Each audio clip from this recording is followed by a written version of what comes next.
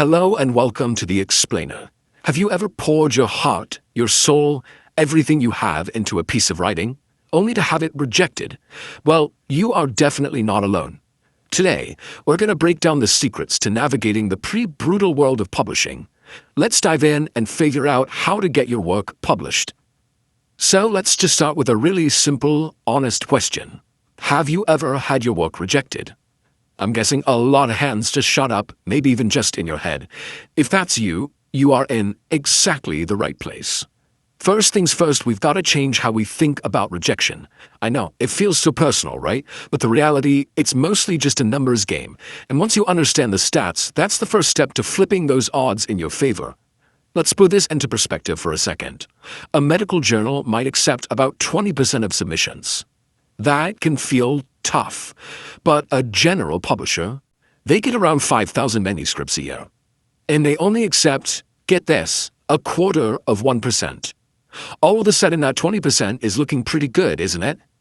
Here's a great way to think about it. Nobody expects a surgeon to perform a perfect hip replacement on their very first attempt. So why on earth do we expect our first manuscript to be some kind of flawless masterpiece? Writing is a skill. It's something you have to hone with practice, with revision, and yeah, with a few rejections along the way. So, now that we've kind of reframed rejection, let's talk about the person on the other side of the screen, the reviewer. It's so easy to imagine them as this objective, emotionless critic, but the truth is, they're just a very busy, very stressed, very human person. Just try to picture this for a second. Your reviewer is rushing out the door, they're having a terrible morning, maybe they're stressed, overworked, and now is when they sit down to read your paper. So what's the takeaway here? It's simple. Your job is to make their job as easy and as pleasant as you possibly can. So how do you do that? Well, think of it like fishing. You don't just throw the line in and yank it. No, you gently cast it out, you tempt the fish, you guide it in. You need to guide your reviewer through your work so clearly and so compellingly that they actually want to keep reading. Okay? So how do we actually do that? Well, it all starts with the very first impression. Your title and your abstract, those are your opening moves, and they have to be powerful enough to hook that busy, distracted reviewer right from the very beginning. Take a look at this. The first title, sure, it's descriptive. A randomized controlled trial, but it's also kind of dry. Now look at the second one. It leads with early failure. Now that is a problem. That's a story. That is what makes a busy reviewer stop, lean in, and get curious. And the same thing goes for the abstract. Check out the before version. It's passive, were investigated. It starts with a number. The terminology is all over the place. The after version, though, it's active. We investigated. It's concise, it's consistent, and honestly, it's just so much easier to read. You've just saved that reviewer precious time and energy. Now, this might actually surprise you, but this is the order that most reviewers actually read a paper. They read the title and the abstract. If you've hooked them, they'll read the intro, and then they'll probably jump straight to the discussion and conclusion. That whole method section you spent weeks on, they often just skim it.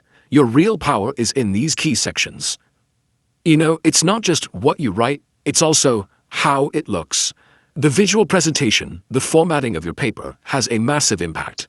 If it just looks like a dense, intimidating wall of text, you've already lost half the battle before they've even read a word. Let's start with something simple. Fonts. Serif fonts, like Times New Roman, have those little feet on the letters.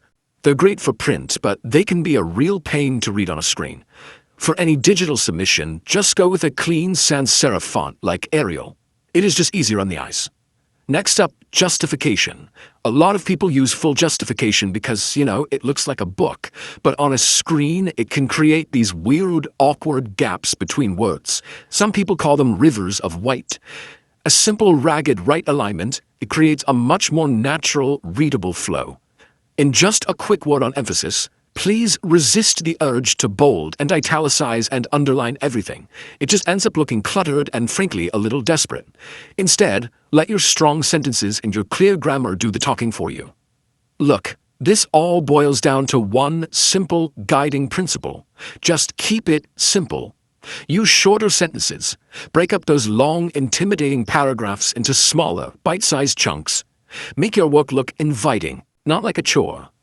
Okay, you have done all the hard work. Your writing is sharp, your formatting is clean, but before you hit that submit button, there is one last, absolutely essential step to make sure you're actually seeing your own work clearly.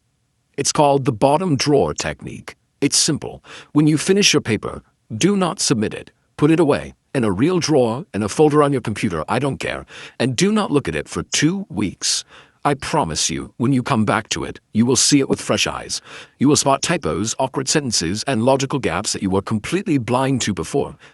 And this brings us to our final and maybe most powerful idea. This can be a little tough to hear, but it's also incredibly empowering.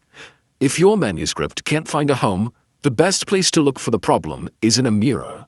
Because ultimately, the power to improve, to adapt, and to finally get published, that power is yours.